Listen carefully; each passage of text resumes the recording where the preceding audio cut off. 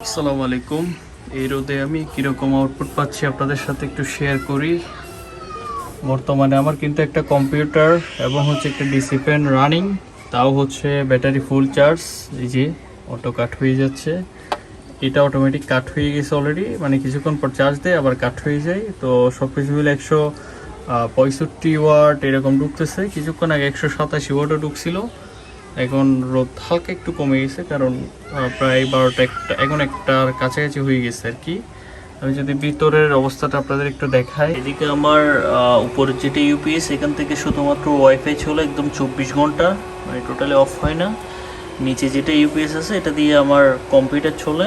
এই যে দেখেন, এদিক দিয়ে আমার কম্পিউটার অন করছিলাম 9টার দিকে, এখনো পর্যন্ত কম্পিউটার স্টিল রানিং, অনেক সুন্দরভাবে স্মুথলি চলতেছে, কোনো নাই। মানে একদম বলতে গেলে দিনের বেলা আমি ফ্রিতে কম্পিউটার চালাই, আর রাত্রের বেলা হচ্ছে প্রায় 7-8 ঘন্টার মতো ব্যাকআপ পাই।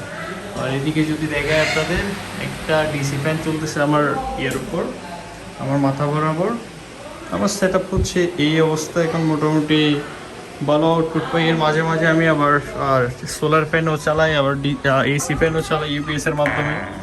এই যে এখন বাহিরে রোদ একটু কমে গেছে, অনেক কমে গেছে, একটু না প্রায় একদম আদার হয়ে গেছে বাহিরে।